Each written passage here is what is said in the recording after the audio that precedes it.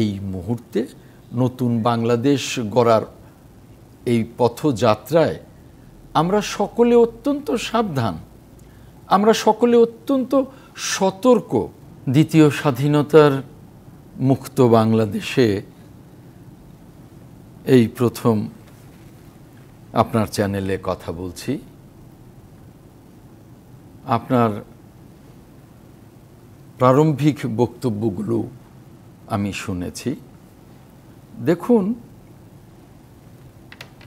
একটা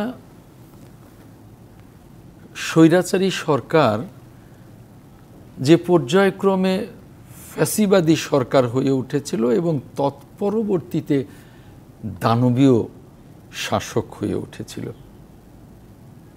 যার বিরুদ্ধে বিএনপি সহ বাংলাদেশের ৬৫টি গণতান্ত্রিক দল দীর্ঘ ১৫ বছর আমরা আন্দোলন করেছি, মাঠে রক্ত দিয়েছি। আমাদের ৫২২ জন নেতাকর্মী গুম হয়ে গেছে, ইলিয়াস আলী চৌধুরী আলম সহ। আমাদের ১০,০০০ নেতাকর্মী খুন হয়ে গেছে, ১০ লক্ষ নেতাকর্মীর পরিবার নিঃস্ব হয়ে গেছে, ৬০ লক্ষ নেতাকর্মীর বিরুদ্ধে হামলা মামলা। পরিশেষে আমাদের সন্তানদের নেতৃত্বে, আমাদের সকলের সহযোগিতায় একটি ছাত্র জনতার গণ অভ্যুত্থানে সেই দানবীয় সরকারের পতন ঘটেছে। এখন যে প্রশ্নটি আপনার, যে এই যে এখন এই সরকার এই যে ঢালাও মামলাগুলি, এই ঢালাও মামলাগুলিতে সরকারও বিচলিত হবে না, সরকারের ভাবমূর্তিও নষ্ট হবে না। যারা ঢালাও মামলা শুরু করেছে, আমরা তো ১৫ বছর হামলা মামলায় নির্যাতিত ৬০ লাখ নেতাকর্মী।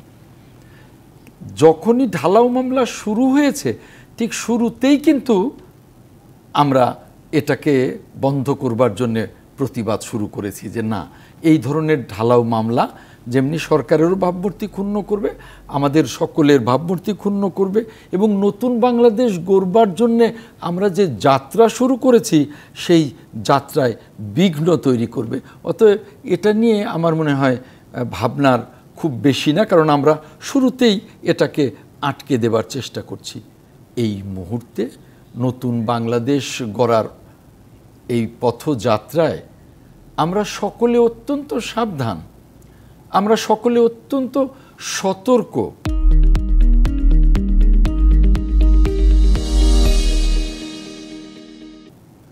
এই মুহূর্তে আমরা চাই যে এই সরকার যেন এগিয়ে যায় তার সমস্ত সংস্কার নিয়ে। আপনি প্রারম্ভিক বক্তব্যে বলেছেন যে কিছু আংশিক কিছু বদল ছাড়া সরকারের তেমন কিছু দেখা যায়নি।